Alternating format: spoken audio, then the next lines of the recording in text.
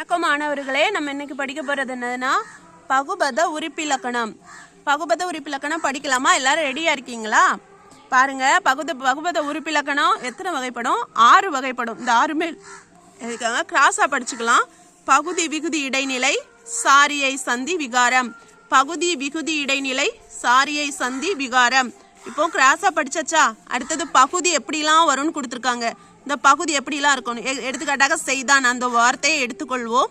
செய்தான் வார்த்தையில சொல்லின் முதலில் அமையும் இதை முதல் நிலை என்றும் கூறுவர். பகுதி சொல்லோட முதல் நிலையில பிரிக்கும் போது ஃபர்ஸ்ட் பகுதி, இந்த ஃபர்ஸ்ட் பிரிச்சிருக்கிறது பகுதி. ரெண்டாவது என்ன பிரிப்பாங்கன்னா சந்தி பிரிப்பாங்க. சந்தி இல்லாட்டினா இடைநிலை பிரிப்பாங்க. இது இடைநிலை பிரிச்சிருக்காங்க.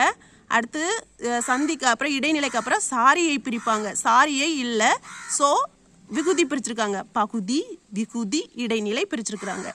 சொல்லின் அடிச்சொல்லாக வரும். அடிச்சொல் வேர்ச்சொல் படிப்போம் இல்லையா? எந்த வார்த்தையை எடுத்துக்கிட்டாலும் வேர்ச்சொல் படிப்போம். அடுத்தது கட்டளை பொருளில் வரும். பகுதி எப்பவுமே எப்படி வரும்? கட்டளை பொருளில் தான் வரும். ரெண்டாவது ஏவல் பொருளில் அமையும்.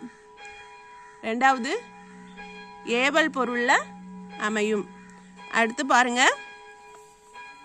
இப்போ இதுல பகுதி மட்டும் கொடுத்துருக்காங்க.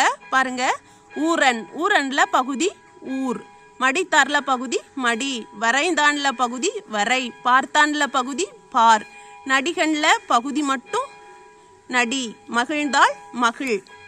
இப்போ இதை பிரிச்சு காட்டியிருக்காங்க. பகுதியை செய்தான் செய் இத்து கூட்டல் ஆண், படி இத்து கூட்டல் ஆண். இதுல சந்தி வந்திருக்கு. உரை இத்து கூட்டல் ஆண். இனிமே நம்ம ஏற்கனவே இங்க பார்த்துருக்கோம் இல்லையா? ஆண் லாஸ்ட்ல ஆண் ஆண்பால் வினைமுற்று விகுதி, ஆள் பெண்பால் வினைமுற்று விகுதி. அதை விகுதிக்கு மார்க் பண்ணிக்கிடணும். பகுதிக்கு நம்ம படிச்சிட்டோம், விகுதிக்கு இப்போ படிச்சாச்சு. அடுத்தது இடையில உள்ள இடைநிலை பார்க்கணும். தேங்க்யூ.